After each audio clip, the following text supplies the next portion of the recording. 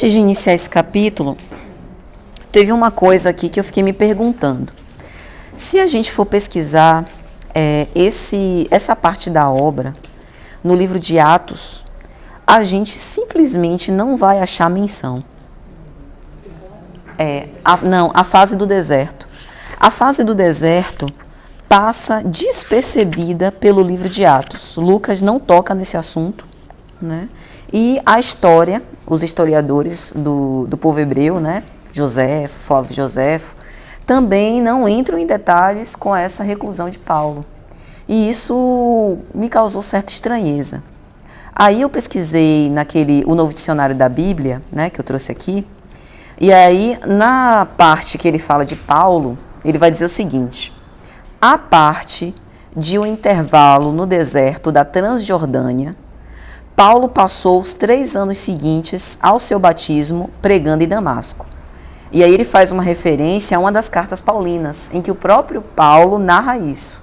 Então, essa fase que ele foi a Palmira, né, tentar reencontrar com Gamaliel, parece que intencionalmente não está em Atos, mas Paulo narrou ele mesmo na Epístola aos Gálatas.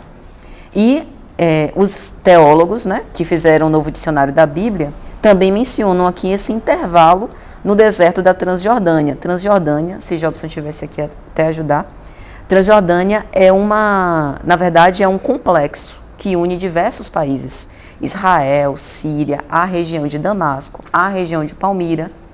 Então ele diz que Paulo passou um tempo por ali. Não diz quanto, nem como, nem em que condições, mas menciona isso. Aí o Paulo, na Epístola aos Gálatas, capítulo 1, versículo 17, vai dizer assim: quando aquele que me designou desde o seio materno e me chamou por sua graça, houve por bem revelar em mim seu Filho. Aqui particularmente eu acho que ele está falando de Deus, né? Então Deus tinha uma missão para ele, que ele estava predestinado, aquela história dele, né, dele achar que tem uma grande missão de fato. E aí Jesus apareceu para ele, então coube a Deus revelar em mim o seu Filho, para que eu o evangelizasse, levasse ele, né, entre os gentios. E aí tem, isso daqui é da Bíblia de Jerusalém, aí a Bíblia de Jerusalém fala, né, que Paulo fala sobre a sua revelação interior. Então ele faz uma referência à visão que ele teve, né, no deserto. Eu não consultei carne nem sangue, nem subi a Jerusalém aos que eram apóstolos antes de mim, mas fui à Arábia e voltei novamente a Damasco. Então veja só, ele está dizendo em outras palavras: eu tive a revelação e vi o Cristo, não consultei nem carne nem sangue, ou seja, essa revelação foi pelos olhos do Espírito, não foi nenhum homem que me disse de carne e de sangue, né? Foi pelos meus olhos espirituais. Eu não fui a Jerusalém consultar os apóstolos, de fato, porque aqui ele estava a caminho de Damasco. Lembre que em Damasco mesmo ele ficou, né? De Damasco ele foi para Palmira e depois a gente vai ver. Mas ele não foi na casa do caminho, é isso que ele está dizendo. Mas fui à Arábia. E aí na Bíblia de Jerusalém tem outro comentário. Arábia aqui se refere à região do reino dos Nabateus, cuja capital é Petra, ponto de encontro entre as cidades de Damasco e Palmira. Então, em outras palavras, ele está dizendo que foi a Palmira, né? E então voltei novamente a Damasco, que serão cenas do próximo capítulo, depois que ele passa o tempo no deserto. Então, o que eu estou querendo dizer? Paulo escreve sobre a fase do deserto, embora não esteja lá no livro de Atos, está na própria epístola que ele escreve aos Gálatas, né? Se a gente precisar consultar ou quiser consultar. Então, nesse capítulo, no capítulo do Tecelão, ele fala sobre a sua chegada àquela região de Palmira, né? E aí Emmanuel começa a narrativa dizendo assim: dada a sua privilegiada situação no deserto da cidade, os transeuntes de Palmira notaram com profundo interesse a passagem daquele beduíno, seguido de humilde serviçal, a puxar um mísero camelo arquejante de cansaço, né? E aí com as fotos que Jobson passou dos mapas, que nos ajudam a entender o texto, a gente vê que Palmira fazia parte de uma grande rota comercial. Era uma cidade que era próxima do mar Mediterrâneo, próximo do rio Eufrates, então era um deserto com alguns oásis, que eram essas regiões que tinham alguma água, né? E por estar num ponto estratégico, passavam muitos beduínos. Então é por isso que Emmanuel diz, né, que os transeuntes já era normal para eles ver muitas pessoas passando, né, por conta da rota comercial. Hoje Palmira é patrimônio cultural da Unesco, né? E o interessante é que Emmanuel, logo no parágrafo seguinte, diz assim: Saulo, por sua vez, transitava com ar indiferente, como se convivesse naquele cenário de há muito tempo. Eu particularmente acho que isso não é retórica. Talvez, é uma especulação, eu acredito que Emmanuel esteja fazendo aqui uma sutil menção a possíveis outras experiências, porque ele fala que Saulo era habituado ao deserto, passava indiferente, com ar indiferente, como se convivesse há muito tempo. O deserto é um ambiente rude, né? Um ambiente árido, um ambiente de pouca vida, de longa caminhada. Jobson postou lá o mapa, se eu não me engano, 250 quilômetros, não foi? De Damasco para Palmira. Então, era um negócio que não é um passeio no parque. Então, a pessoa está habituada a isso. Lembremos quem era Saulo, né? Saulo foi crescido entre púrpura e linho, né? Era um homem que, embora a gente vê que ele tinha o ofício de tecelão, ele não era acostumado a trabalhos rudes, era um doutor da lei, então vivia na sinagoga, no templo, ensinando, passou a vida estudando, né, junto com os rabinos de Jerusalém. Então seria estranho, é estranho pensar que ele estava indiferente, como se convivesse com aquele cenário. Então, particularmente em especulação, acredito que Emmanuel está fazendo uma menção sutil aqui, né? E aí, mais para frente, Emmanuel vai dizer: acomodando-se em uma estalagem comum para se refazer das fadigas da viagem, ele consultou a bolsa para regular o seu programa. E aqui eu faço uma pergunta. A gente vê ele o tempo todo se preocupando com o planejamento. E a providência?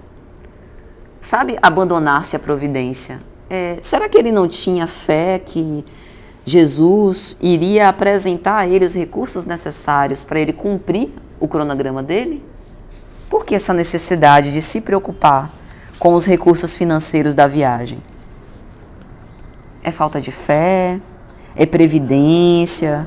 Ele saiu tão da rota dele que ele se viu de repente perdido, né? O caminho já estava muito bem traçado, ele sabia o que iria acontecer, de repente tudo aquilo ruiu. Eu acho que é uma dúvida bem humana. Sim. É a dualidade de todo ser humano, né?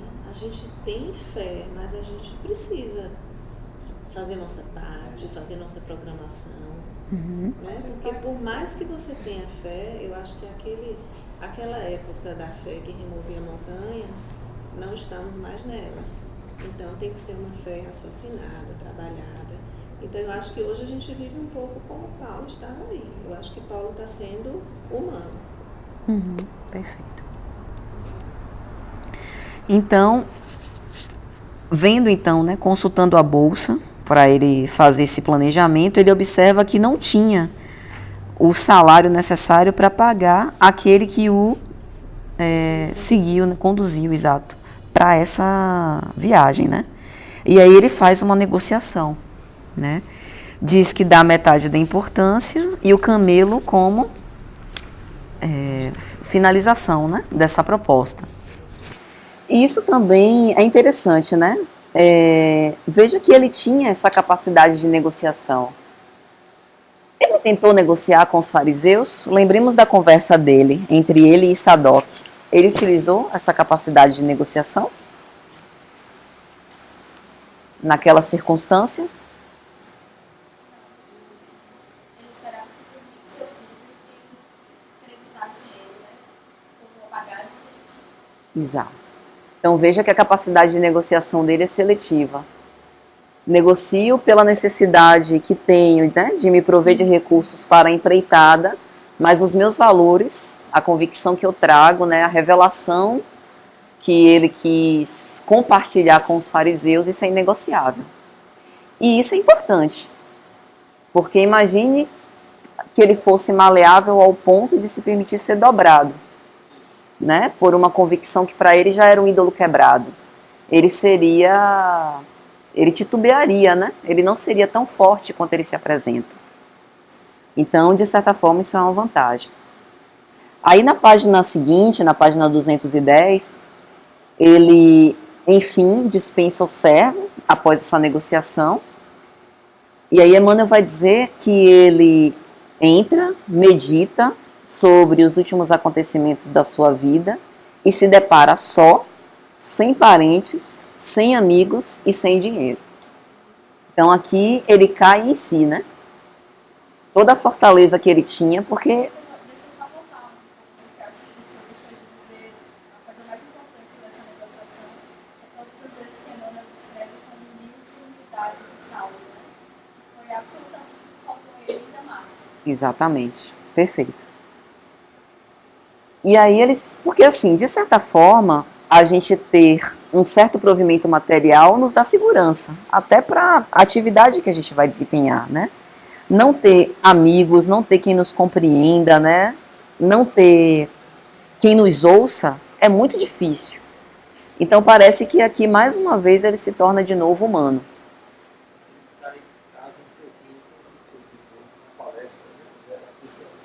Sim, exatamente. Uhum. Se vê uma situação dessa, sem parecer amigo sem dinheiro, um concorredor ali prestou a fé dele. Isso. Poderia ser o caso até de uma pessoa menos resoluta desistir.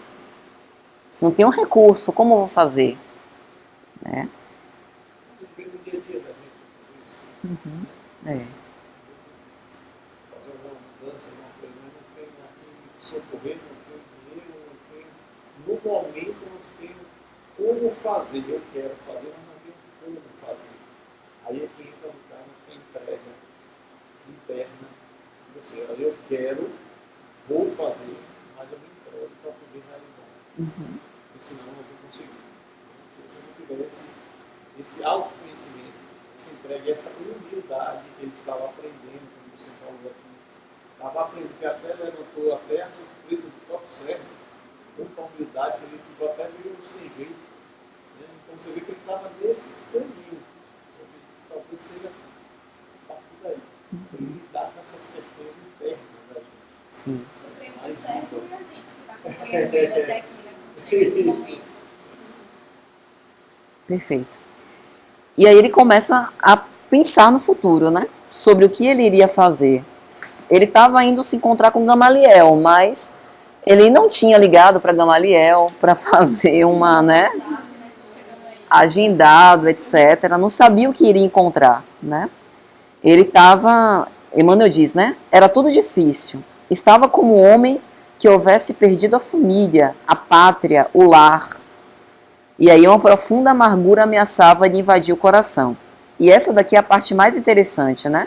Repentinamente, porém, recordou-se do Cristo e a lembrança da visão gloriosa encheu-lhe de conforto o espírito desolado.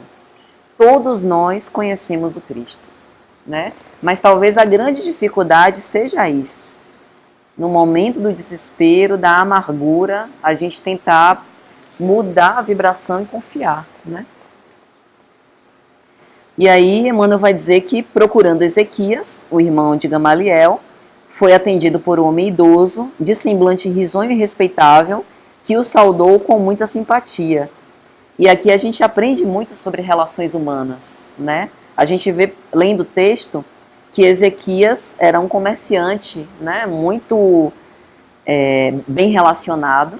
Ele vivia numa cidade que era rota comercial, então é lógico que esses créditos de simpatia não se devem exatamente sobre uma simpatia pessoal a Saulo.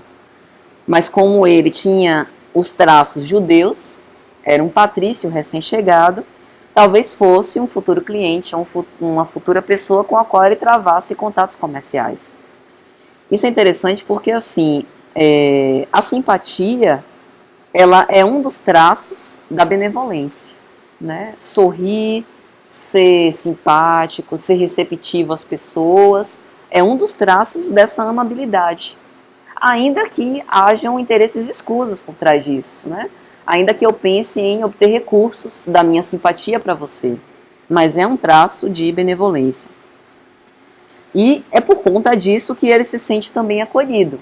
Que pense, ele estava só, sem parentes, sem amigos, sem dinheiro, procura o irmão de Gamaliel e ele o recebe com amabilidade.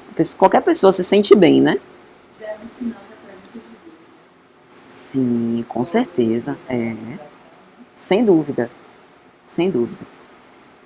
E então, né, conversando com Ezequias, já na página 211, Ezequias vai dizer: meu irmão passa dias e dias em uma cabana abandonada que possuo, à sombra de algumas tamareiras, em um dos muitos oásis que nos rodeiam. E isso, veja, tão só para ler e meditar um manuscrito sem importância que eu não consegui compreender. Além disso, parece-me completamente desinteressado das nossas práticas religiosas, vive como que alheio ao mundo.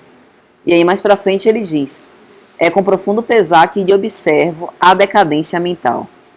Veja só, aqui a gente pode se perguntar, o que é o normal? Né? A nossa sociedade, ela tenta instituir um padrão de normalidade, né? Muitas atividades, bem relacionado, fazer exercício físico, estar perfeito fisicamente. Aí, quando a pessoa, não é que ela esteja deprimida, às vezes a gente passa por momentos reflexivos, né? Como a gente chama, pensando com os nossos botões, recolhido, né? Intimamente envolvido. Às vezes nem é tristeza, é pensando mesmo com profundidade. A gente também, como Ezequias, às vezes não toma essa conclusão. Meu Deus, será que essa pessoa está bem? Calada, etc e tal. Essa é a primeira coisa que eu acho interessante. A segunda coisa, Ezequias parece ter um comportamento prático. Ele era um homem de fazer negócio, né? De se relacionar bem com as pessoas. A gente vê que Gamaliel também tinha esse viés. Ele era uma pessoa condescendente, complacente, generosa, né? A gente vê relatos disso ao longo de todo o texto. Veja que as posições que a vida nos coloca nos ajuda a desenvolver virtudes diferentes, mas que são todas importantes. A praticidade de Ezequias de achar estranho alguém que está meio alheio ao mundo é importante, porque ele deve ser um excelente empreendedor. Não é à toa que ele é rico por isso, né? Mas também o outro lado do recolhimento e da sensibilidade de Gamaliel também são virtudes importantíssimas, principalmente para o cargo dele de juiz, né? Porque o rabino é um juiz, é alguém que se posiciona justamente em relação a uma causa. Então ele precisa ser ponderado, né? Então eu achei isso também muito interessante. Na minha interpretação, eu acho que Gamaliel está no deserto puro. Sim, perfeito. Ele está interiorizado ali no deserto. Perfeito. É interessante porque a gente pode estar no deserto, estando no deserto, ou não necessariamente no deserto. Aí a gente falou sobre isso aqui. Uhum. E aí mais pra frente, né, ele continua dizendo, quando ele discorre sobre as ilusões religiosas que o empolgam, então aqui a gente já vê claramente uma divergência, né? No seu desequilíbrio mental, ninguém nessa casa o contradiz. Agora, acho que você quer ser meio carinhoso, né, da parte dele, né? Meio protetor, né? Ah, ele tá acima, tem que não deixar ele. Exatamente. Ele merece não ter chegado. Eu acho que eu Não proteger. Isso não acontece quando a gente abraça muito bem. Digam aí. A família, os amigos, as mudanças que a gente acaba fazendo naturalmente, sem querer, sem sentir. Mas você acaba sendo. Verdade. Isso daqui é desprezo? Tipo, vou ignorar, deixar falar. É respeito? Há um- Qual é a diferença? Uhum. Qual é a diferença de desprezo e respeito? Eu acho que quando você não entende, né? Quando você não entende o respeito. Eu acho que Desprezar e ignorar. Ele ignorava? Acolhia? Ele é o que ele foi, o que ele representava. Uhum. então que ele fala Ele respeita. O fato também de não dar atenção devida pelo próprio fato do respeito, sentar, conversar, vamos ver por que você está assim, será que você não está muito fechado? Não, deixava, era mais cômodo. Mas eu acho que é também porque eles não entendiam o que ele estava passando. Outra Eles vez, deixavam ele meio que na dele, porque eles não entendiam o mas que o devia Cristo falar- estava mas devia representando. talvez pela própria praticidade. Era mais fácil. Prático. Sim, era Não mais ia fácil. perder tempo em ficar discutindo coisas que para eles não atingiam É. ele. Ele não conseguiu. Só se ele perdesse o que ele tinha. Aí ele começava a É. média, Sim. mas não em casa agora. E tá tudo bem, não vou perguntar por que ele está assim, eu vou bem. Porque ele está assim, porque ele está assim.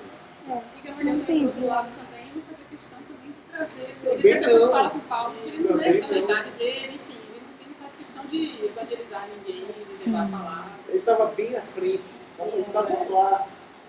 Ele estava pertinho, estava lá. Isso. A outra questão é isso que Cassi trouxe. Isso deu colocar no outro a pecha de maluco.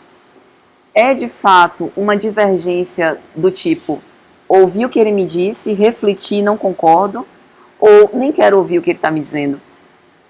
Consegue perceber a diferença? Tem uma diferença de você analisar a convicção de alguém. Analisei e isso daqui é contrário ao que eu acredito. E existe também uma espécie de fuga. Eu nem quero ouvir porque Ele é diferente. Ele é diferente. É. Ele rotulou também, né? Que ele fala aqui, né? Fala em visões do céu, refere-se constantemente a um carpinteiro, sobre o Messias do todo. Então, ele, tipo assim, ele olha e tá maluco. Ignora. Ele Sim. é prático, né? Bem Isso. então ele rotulou. é como se a máquina tivesse realmente chegado no limite, o que ele chega a dizer, ou pelo menos em grande parte devido à intensidade do estudo. Ele gastou todo o cérebro aí na carreira Isso, e pifou. agora já era. Exatamente. Se for trazer essa situação para a época atual, é porque hoje a gente vê quem foi Jesus e tudo. Mas hoje, se Jesus tivesse aparecido, apareceu hoje. Um carpinteiro. Com essas ideias. Todo mundo aqui acha que não, quem vai na coisa que era. Não, apareceu um rapaz aí, ele trabalha com madeira com o pai. Mas disse de onde o reino, que ele vem aqui, pá. Nunca ninguém tinha falado disso. Sua vida está ótima, como está. Quem são consciência de largar tudo e seguir, se não tivesse uma evolução espiritual tão grande? Né? É porque a gente viu há 2000 anos e hoje deu certo, a gente sabe que é. Tem várias obras, tem várias demonstrações. Hoje é fácil para a gente ficar, mas se você se colocar na figura dele, na época, Jesus era mais um. Mais um. Era mais um cara que se dizia enviado de Deus. Só quem arriscou, quem tinha o desenvolvimento interno suficiente para encarar e ir até ele, aí descobriu quem era ele. Mas há uma grande diferença. Há uma distância absurda quando você vê esses personagens largar tudo pelo magnetismo. E é porque já viu em alguma outra época. Não é uma coisa comum. Né? De uma hora para outra você está em casa, você ouve Maria lá de seus afazeres, você Maria. De repente ela está ali, uma prostituta, né? Uma fortuna, e larga tudo. Larga tudo para cuidar de gente doente e morrer de lepra. Onde você? Só se você tivesse uma vida. Realmente aquilo ali, ele deu start para muita insight, gente daqueles saltos. Eu lembrei, é ele mesmo. Mas os outros, a maioria, hoje a gente fica brigando, eu achando que ele era uma figura que não existiu. Foi uma criação hoje, nós achamos que ele não existia, uns que não era isso não, que nada. Não tem nada, não tem figura, não tem nada. É verdade. É muito difícil, é muito difícil. Aí ele diz, né? E ainda bem, tipo assim, né, que a família acode, porque aqui ele está indene do escárnio, que talvez pudesse ser objeto em Jerusalém, onde nem todos estão à altura de lhe compreender e honrar o passado ilustre, né? Aí, uma pergunta: qual será que seria a posição de Ezequias se Gamaliel, nessa cidade de Palmira, falasse, vamos supor que tivesse uma sinagoga, ou falasse na praça pública, começasse a profetizar? Sabe esses profetas no meio da rua, que tinha muito nessa época? Né? Porque até aqui parece que Gamaliel só fazia mal, entre aspas, a ele mesmo. Parece que como ele não fazia proselitismo, né? Como vocês disseram. Mas qual seria o papel se ele não ficasse recolhido no deserto e fosse para as ruas falar, como Saulo fez? Será que ele manteria a mesma posição de amorosidade, de acolhimento? Né? É porque se a vergonha. E a vergonha, né? Não, ele está desequilibrado e ainda vai falar para os outros. Ah, enquanto está na família, tudo bem, está abafado. Não vá pra Isso. rua, não vá pra rua. É, Isso são ideias dele. Isso. Ou seja, respeito desde que não me afete. exatamente. Mas para você ver como ele ainda estava muito bem com Gamaliel, né? Ele saiu de Jerusalém sabendo que ele não poderia mudar de opinião ali, falar. Foi se recolher, o estudo dele, a mudança dele, falar com a família, as pessoas mais próximas. Mas não para pregar para os outros. Isso. Ele já sabia que ele enviou para ele não tinha terminado. Exatamente. Lembrei que até 1930 fazia parte do Código de Saúde doença mental do espírito, psiquiatra. Até 1930. Fazia parte do Código de Saúde do Estado Federal. Estava lá. Recolhido ao manicômio. Espírito. Razão. Quantos não entraram por essa porta estreita? É verdade. Uma coisa interessante que eu me lembrei de que Larissa falou é isso, né? Gamaliel tinha consciência de que ele responderia por ele. Então ele estava mais preocupado com a autoiluminação do que convencer alguém, né? Isso. E até eu acho que o tipo de vida dele, ele reconheceu que não estava chegando realmente no final, que não teria mais força para encarar uma nova etapa de missão. Exatamente. Isso. E também o fato dele ter certeza, né? Porque quando ele foi para o deserto, era uma ideia. Eu acredito que esse daqui é o Messias, mas deixa eu verificar. Né? Aí ele vai, faz a reclusão dele. Quando encontra Saulo, a gente vai ver, né? Mas também para confirmar, né? O cuidado que ele tem com a responsabilidade. Que o que ele dissesse seria provavelmente bastante ouvido, né? Aí, mais pra frente, né? Saulo vai defender ele, né? Não, mas ele é um mestre venerado e tal. E aí Ezequias vai dizer assim: o Senhor não ignora, naturalmente, a perseguição implacável movida pelas autoridades do Sinédrio e do Templo contra os simpatizantes do famoso carpinteiro Nazareno. E de nossa parte, já na outra página, nada poderíamos tentar para restabelecer a situação, porque na verdade sua loucura é pacífica, quase imperceptível, porque é abafada, né? Porque tá em casa. E de maneira alguma conseguiríamos suportar sua apologia ao celerado que o Sinédrio mandou à cruz dos ladrões. Então ele já nos respondeu, né? Se Gamaliel resolvesse falar. Agora uma coisa que me chamou a atenção é a palavra celerado. Celerado é facínora, é uma pessoa criminosa, vil. É interessante o exagero, né? Que atribuem a importância de Jesus. Assim, a deturpação, ela é chocante, muito chocante. E aí ele continua, né? Veja que Saulo já era um homem experimentado. Ele passou pela experiência dele na sinagoga de Damasco, né? Ele viu a reação dos fariseus. Então, ele percebeu que provavelmente um enfrentamento direto não seria bom, mesmo porque ele precisava de Ezequias para chegar até Gamaliel. Então, ele já é mais maduro nesse ponto, né? Aí ele busca outros caminhos, né? Aí pergunta pela opinião dos médicos, né? Dos entendidos. E aí Ezequias vai responder que advogam a favor da doença. Aqui ele não fala de doença, demência, né? Em momento algum aqui eu vi, né? Mas fala de fraqueza. Na própria idade também, né? E aí fez mais algumas observações e, enfim, reencontrou Gamaliel, né? E aí é bonito, né?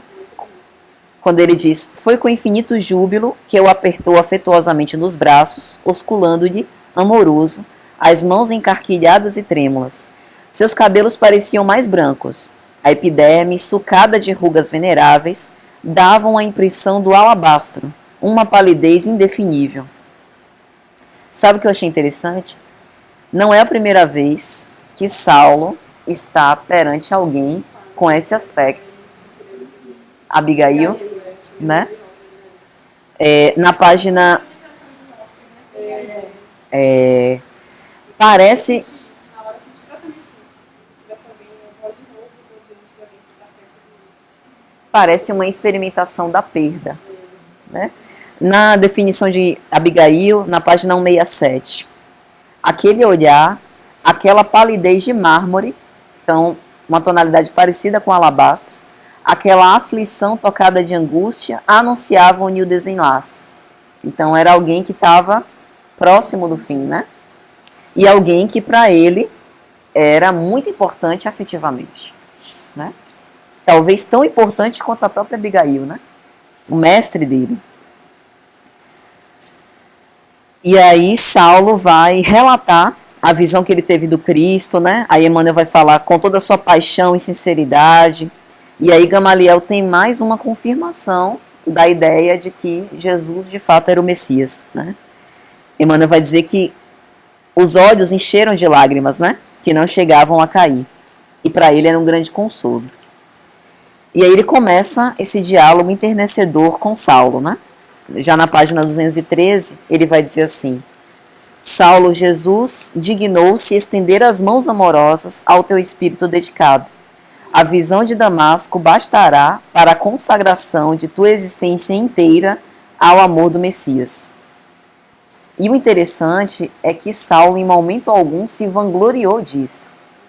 A gente vê que ele repete isso. Ele fala da visão, né? Contou na sinagoga, contou na reunião familiar de Ananias.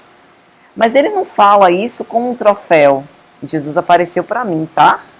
Para você não. Ele fala isso como uma certeza da autenticidade, um testemunho. Isso. E aí eu fico pensando que se a gente tivesse essa visão, se a gente não ia colocar um pontinho de orgulho, gente, você não sabe. Se fosse... Se fosse orador espírita em cada palestra, tá lá. Nem falar que foi que eu recebi na mediúnica. Exatamente. Isso é interessante, né? Porque isso daqui também é um testemunho de humildade. E ele que a marca dele era do orgulho, né? Pois é. Na partida. Pois é. Mas é porque também eu acho que no fundo, ele sabe da responsabilidade que essa visão trouxe para a vida dele. Perfeito. Que é também a responsabilidade quando você abraça a doutrina. Às vezes, quando você vira espírita, eu queria não ter conhecido isso. Porque é responsabilidade. E às vezes até me perguntei também, por que ao invés de Jesus não apareceu o próprio Moisés? Sim. Já que ele seguia tanto, até para poder desenvolver ele naquelas situações, e por que não o próprio Moisés que mostraria? Talvez ele fosse até pensar que tivesse um maluco. Ele não aceitasse tanto quanto a figura de Jesus. É verdade. Né? Porque é um seguidor da lei de Moisés. Sim. Por que o próprio apareceria com a autorização de Jesus ou os dois? Que nem a visão do Monte Tabor. É isso mesmo. São situações que a gente não sabe o porquê. Né? Isso aí. É. Bem colocado, já assim. Ele dizendo o contrário. Mas eu digo assim, para falar justamente que como ele estava agindo, não era o correto. Como aparecessem os dois no computador, né? Você vê Ele, que- Moisés e Elias. É. Bom, aí mais pra frente, né? Saulo vai falar sobre os seus medos, né?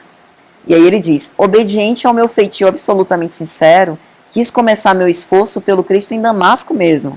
No entanto, recebi dos amigos, dali, as maiores manifestações de desprezo e ridículo, que muito me fizeram sofrer. Ou seja, até esse ponto, Saulo ainda não estava muito habituado a ser ignorado, né? Como a gente já falou aqui antes, ele estava acostumado com as ovações, né?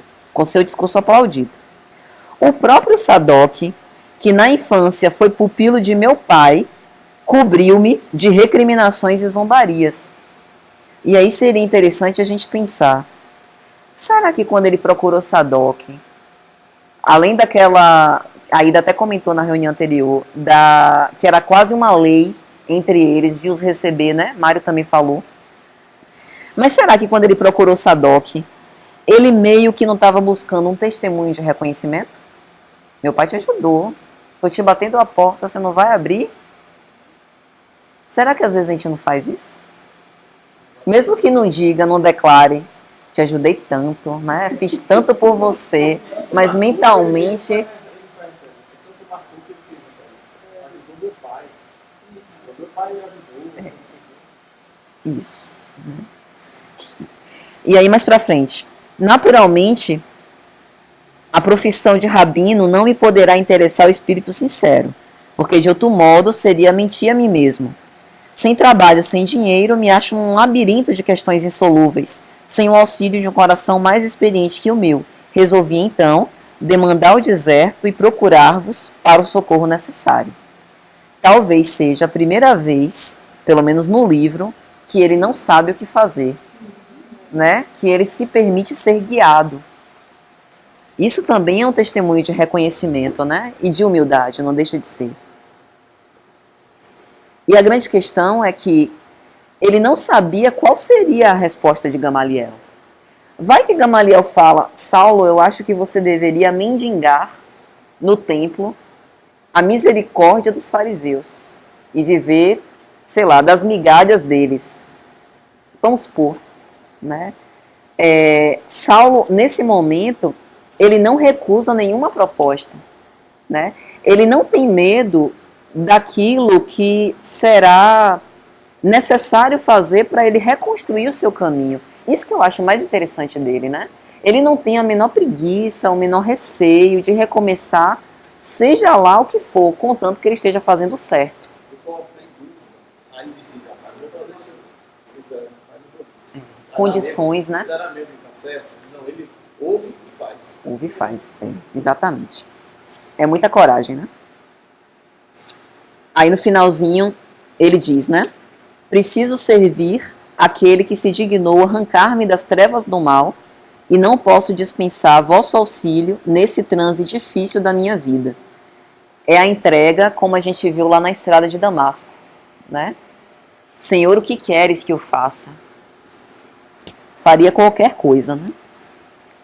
E aí na página 214, Gamaliel fica enternecido vendo a mudança, né? Lembre daquela cena que Gamaliel intercede por Estevão, né? E pelos outros apóstolos, e é um sacrifício para ele conseguir tal jogo de cintura. Olha a diferença do homem, né? E aí ele diz, né? A fala de Gamaliel agora. Falas do desprezo experimentado na sinagoga de Damasco, mas os exemplos são claros e convincentes. E aí ele começa... É um amigo, gente, calma. É um irmão, tá ouvindo a mensagem. Lembre do sapo coachando na psicografia de Chico. Vocês sabem essa história? Na fazenda, que nos deu a origem. Como foi o nome da fazenda? Flávio até falou também. Hã? Fazenda Modelo, exatamente. Ele estava psicografando e tinha um sapo que ficava coachando toda noite. Era a companhia da madrugada dele. E o sapo estava aprendendo junto com ele, Paulo Estevam. Daqui a milhões de anos, Quem sabe? Aquele insight ele sai, faz, da época de Grilo. Bom, então Gamaliel começa a citar os exemplos, né? Fala que ele mesmo é considerado louco pacífico, né? Simão Pedro foi vilipendiado, o próprio Cristo foi martirizado. E aí ele vai dizer, não é justo, aguardemos o repouso e vida fácil em nossa miserável condição de pecadores. Então, dito de outra forma, o que você esperava? Né? Mude suas expectativas. Só que isso daqui é complicado. Imagine você estar em algum lugar, como por exemplo, fazendo uma palestra, e de repente as pessoas começarem a sair uma a uma e te ignorar solenemente. Fere isso. Qualquer pessoa, é humano, né? É humano. E aí ele vai prosseguir aqui. Os nossos avós, antes de receber o maná do céu, atravessaram tempos sombrios de miséria, escravidão e sofrimento. Falando aqui da prisão do povo hebreu, né? No jugo egípcio, e depois atravessar o deserto, ao deserto de novo, com Moisés. Sem as angústias do deserto, Moisés jamais teria encontrado na rocha estéril a fonte de água viva. Essa daqui é uma visão, né? Quando jorra a água da rocha. É uma referência ao Antigo Testamento. E talvez ainda não tenhas meditado melhor nas revelações da Terra Prometida. E aí começa algumas referências que Gamaliel faz ao Antigo Testamento. Aí no finalzinho da página ele vai dizer: nas minhas reflexões solitárias, cheguei à conclusão de que a Terra Prometida, pelas divinas revelações, é o Evangelho de Cristo Jesus. Isso que ele está falando é muito bonito, né? Porque, veja só, houveram 12 espias. Esses espias foram homens designados pelo próprio Moisés para atravessar o deserto e chegar a Canaã. E aí ele até fala, en passant, Gamaliel fala sobre isso, que houveram muitos homens que atravessaram o deserto e relataram febres mortais, monstros, gigantes, né? E voltaram. Dos 12, 10 voltaram. Aí ele vai dizer, Josué e Caleb, que foram os dois que viram Canaã e retornaram para contar Moisés.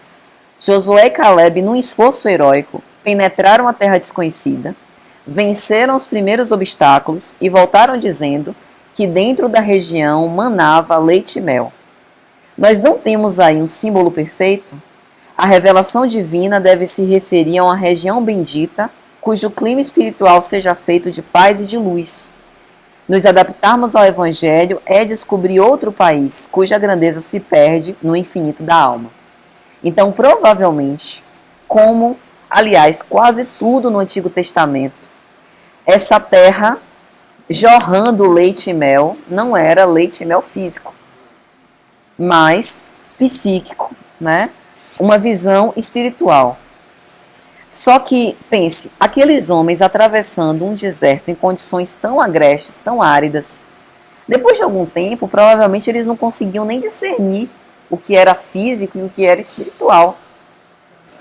Cansaço, exatamente, tudo que eles precisaram enfrentar.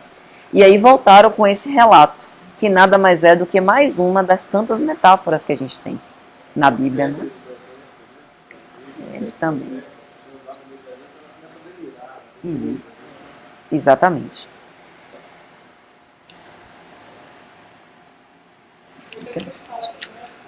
Diga. Mineiro é figura de companheiro corajoso e digno que voltava das missões do caminho para nos afirmar que na terra do Evangelho há fonte de leite de sabedoria e o mel do amor de Deus. Exatamente. Essa analogia que ele faz de Estevão, né?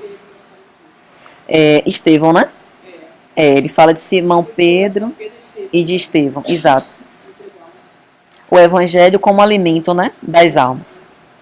Aí ele vai continuar a conversa com Saulo, né? E aí vai dizer exatamente isso que vocês já disseram, que ele já estava no fim da vida, né? Um velho como eu está na situação de Moisés contemplando a terra prometida sem poder alcançá-la.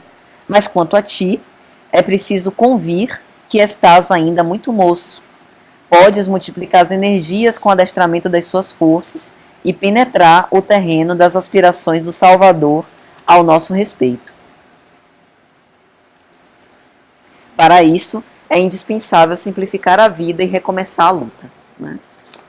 Então, ou seja, ele tinha essa certeza em relação ao Evangelho, agora com confirmação da visão de Saulo, mas não tinha mais as forças físicas. E agora, até na condição de tutor, encoraja Saulo a poder seguir pelos seus próprios pés, né?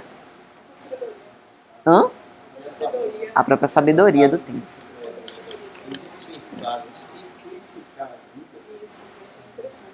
É muito Isso. Isso é interessante. Para isso, a gente precisava explicar a vida e recomeçar a vida. Até hoje a gente fala que você fazer uma renovação, você fazer fazer todos os seus valores, retirar aquilo que realmente está sobrando e ficar só o essencial. Uhum. Ressignificar tudo que você vai fazer. Bem interessante. Exatamente. E aí, nesse sentido, ele tenta ir para o viés mais prático, né? Saulo. Mas o que me aconselhas?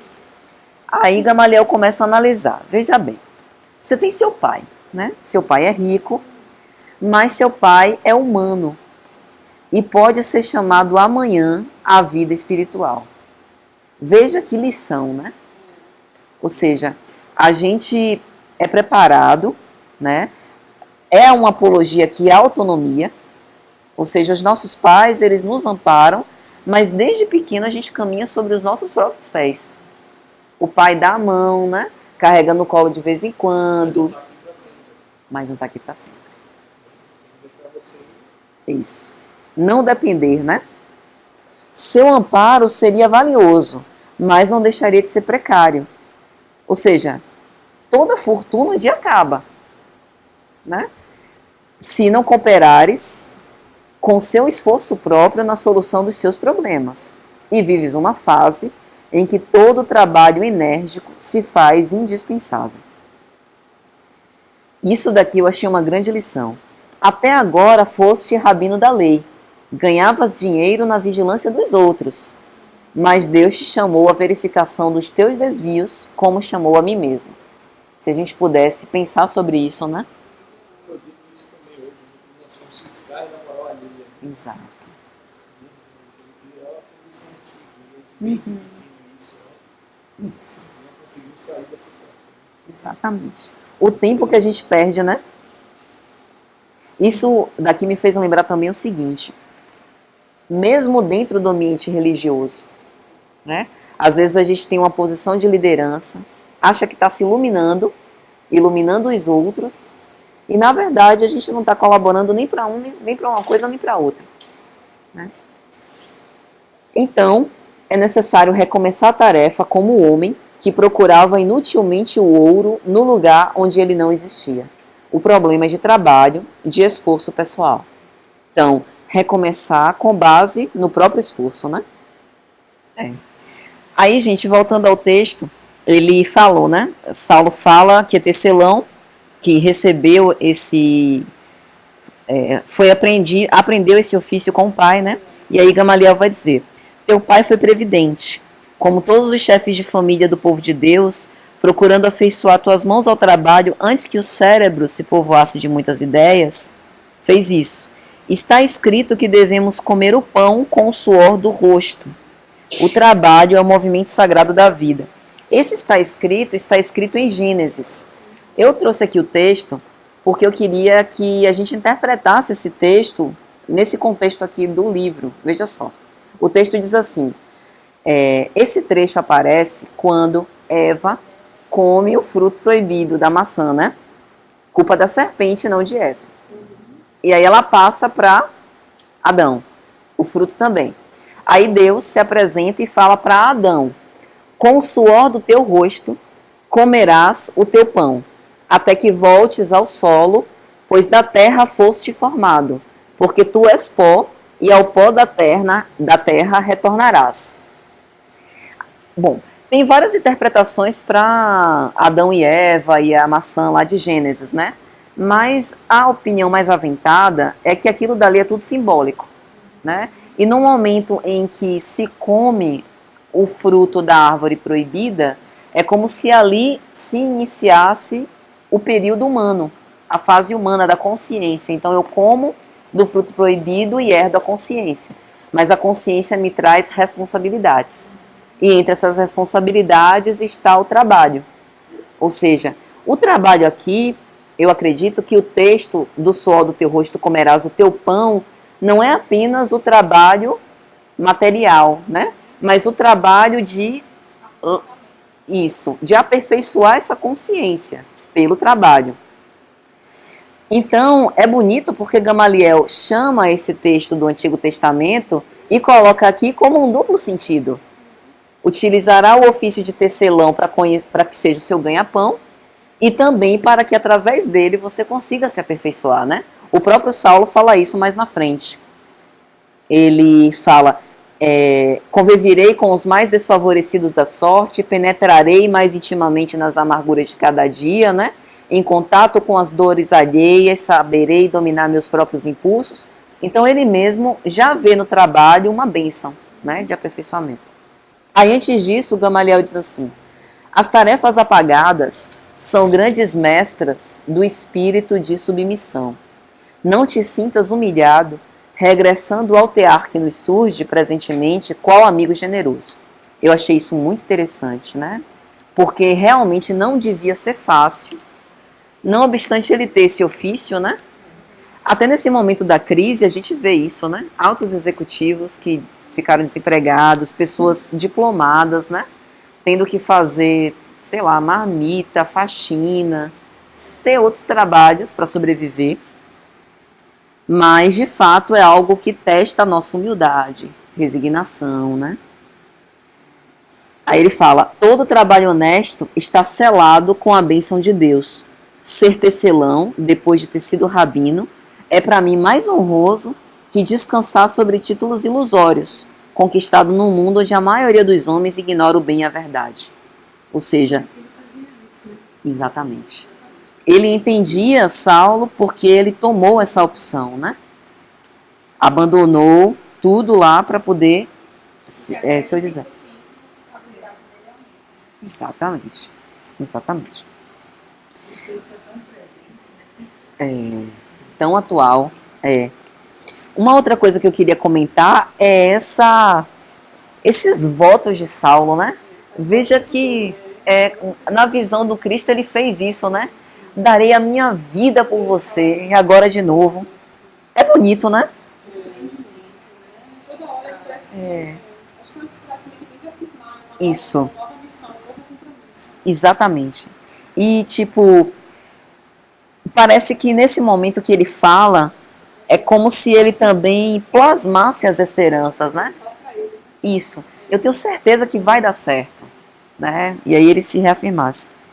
Isso é bonito, porque ele não tinha garantia nenhuma que fosse dar certo, né? Ele nunca precisou utilizar o ofício. Nesse momento ele não sabe das dificuldades que ele vai enfrentar, mas o que ele garante aqui é essa força para superar essas dificuldades, né? Mesmo que ele nem imagine o que vai acontecer. Aí na página 218, Emmanuel vai dizer assim, quer dizer, Gamaliel, acho justo, que aí Saulo pergunta onde começar, né? E aí pergunta se não poderia começar por ali mesmo. E aí Gamaliel vai dizer, eu acho justo que regresses a Jerusalém ou a Tarso, plenamente integrado nos teus novos deveres. Toda planta é frágil quando começa a crescer. Isso aqui vale para tudo na vida, né? Relacionamento, fé religiosa, tudo. As tricas do farisaísmo, a falsa ciência dos doutores, as vaidades familiares, poderiam abafar a semente gloriosa que Jesus te lançou no coração ardente. Ou seja, logo no início, como a gente ainda não está preparado, experimentado, né? Às vezes isso tudo nos desanima. Mesmo um espírito como ele, né? Então, talvez fosse melhor mesmo resguardá-lo. Veja que quando a semente é colocada na terra, tem um ambiente propício. É um ambiente escuro, um ambiente úmido, né? Ela tem liberdade ali para germinar e para as raízes se espalharem. Se eu coloco uma semente no concreto, não há espaço, se abafa, né? É um aprendizado interessante isso aqui. Então ele apresenta Saulo a Ezequias, né? Isso daqui é outra lição, ó. Conversarei com Ezequias a teu respeito. Não direi que se trata de um grande chefe de Jerusalém. Não pelo receio de envergonhar teu nome ou tua origem, mas por julgar útil que proves a humildade e a solidão no teu novo caminho. Veja que aprendizado. Isso. Não é incomum. Não, isso é interessante porque, assim, é o que ele acabou de falar, né? Não dá para você colocar a planta frágil em qualquer terreno. Ele, na verdade, ele prepara ele, que é mais jovem, para essa situação. Né? Isso. Exatamente. Veja quantas vezes a gente não se pega nessa situação, né?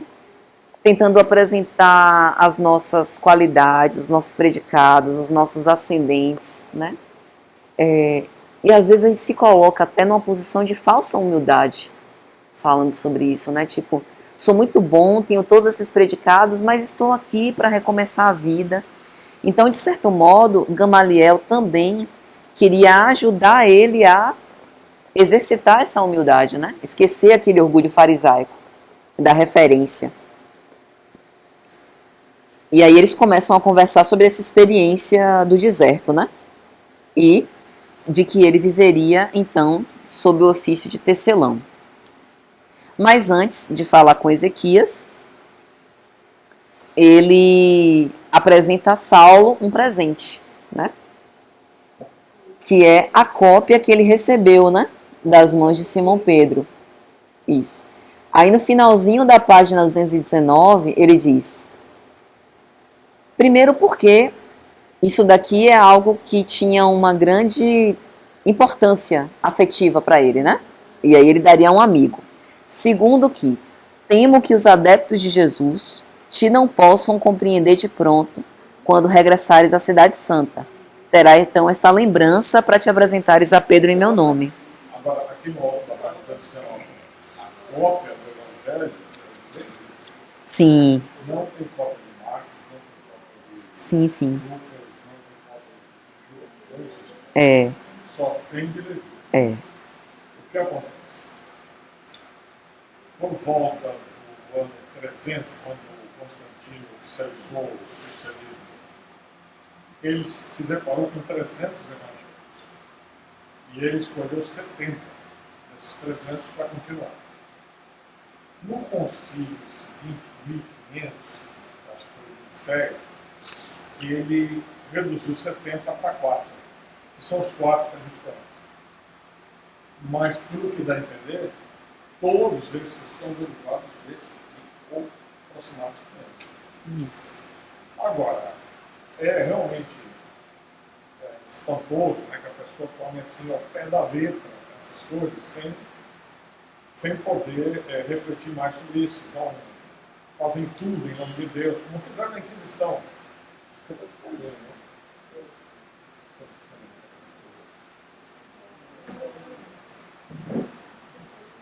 A Inquisição era interpretar assim ao pé da letra uma coisa que era 300, virou 70, depois virou 4, sem racionalidade, simplesmente colocar o pé da letra. Tem pessoas que dão golpe de Estado com a Bíblia na mão, dizendo que foi Deus que mandou. Tem absurdidades que ainda hoje, e se Jesus tivesse escrito, seria ainda pior, porque eles falam, não, foi ele que escreveu e nós vamos adulterar do jeito que eles bem entenderam, porque segundo o Divaldo Franco, né, no concílio, primeiro concílio de Constantino, que foi abolido a reencarnação, porque os 300 evangelhos que tinham lá falavam da reencarnação de abolido. Então é dito lá que aboliu a reencarnação, porque não interessava ao rico reencarnar no pobre, não interessava. Parece que a esposa de o próprio Divaldo conta essa história aí. Eu nunca confirmei, mas parece que é verdade. Parece que é verdade. Então, coisas assim que você faz pensar o Espiritismo é o Consolador Primitivo. É por isso que ele veio estabelecer a verdade daquilo que ele não podia escrever mesmo. Se escrever seria pior ainda. Então era melhor não escrever, deixar pouca coisa, porque a humanidade usava de forma errada. E agora ele é o Consolador Primitivo, o Paráclito, que vai estabelecer a verdade. Porque ele está reconstruindo a verdadeiro sentido que Jesus deixou. Coisa que foi totalmente deturpada pelas traduções, pelos interesses políticos, pelo que foi muito deturpado. Mas observe, nesse momento ainda não tinha evangelho. Veja o cuidado que Emmanuel fala. Tem uma cópia das anotações. Isso. Lucas é que depois fala Isso. Depois ele vai contar aqui. Exato. Eu particularmente acredito que essas anotações continham só o Sermão da Montanha. Eu acredito particularmente nisso. E talvez algumas parábolas. Era muito pouco. Não era todo o evangelho de Mateus. Era uma coisa caríssima. Era que nem comprar um iPhone último tipo. Não estava acessível a pescadores, a gente simples. Não era uma coisa barata. Sim. Era uma coisa extremamente cara. E só os escribas sabiam realmente escrever e ler. Era uma profissão. Se você sabia escrever e ler, você estava feito. Você era um escriba, você ganhava muito dinheiro. Era uma coisa muito de elite, né, de saber escrever. Exatamente. O que não quer dizer que os apóstolos não foram salvos, porque não são as muitas línguas que nos salvam. Não é como Saulo falou, Paulo, né? Não são as muitas línguas que salvam os homens, mas é pelo amor, pelo coração cheio de amor. Então os pretos velhos, que foram realmente os espíritos sábios em outras encarnações, são salvos. Eles têm um coração cheio de luz e paz. Exato. Aí, gente, na página seguinte, Gamaliel vai falar uma coisa muito interessante. Nesse labor, meu filho, se topares incompreensão e luta em Jerusalém, não desesperes nem esmoreças. Semeaste por lá certa confusão nos espíritos. É justo que recolha os resultados. Já está avisando. No capítulo 5 do Evangelho, Bem-aventurados os aflitos, a primeira mensagem que Kardec escolhe é justiça das aflições. Né? É justamente para que a gente pense nisso aqui. Ainda que hoje a gente seja almas redimidas, né, que aceitamos o Espiritismo, a gente já fez muita besteira. Né? Provavelmente a gente já teve os nossos desvios. Aí às vezes a gente não entende como tem umas situações, né, que a gente se depara, pessoas que não nos compreendem, que nos injuriam, né, que ambientes meio inóspitos. Às vezes não é algo de uma vida anterior, não. É dessa mesmo, né? Que a gente acaba acolhendo conforme a gente semeou. Mas que não é motivo para a gente esmorecer, né? E sim continuar. E aí, ele enfim fala com Ezequias. Aí Ezequias estranha, talvez, tanto que Gamaliel fala isso já para acabar com as suposições, talvez pensasse até que Saulo tivesse fugido de algum crime, para estar se escondendo no deserto, sozinho, né?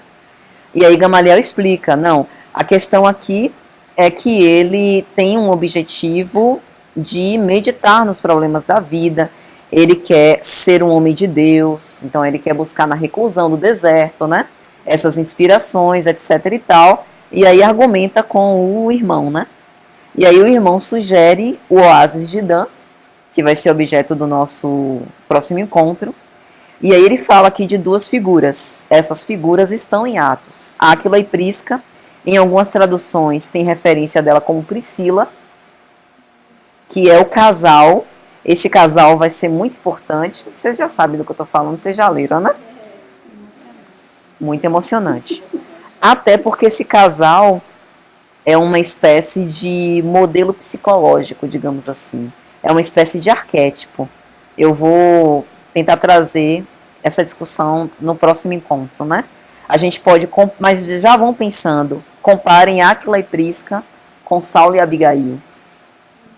Talvez ele o tempo inteiro tivesse fazendo essa comparação na cabeça dele. Então, gente, próximo encontro a gente conclui esse capítulo, tá certo?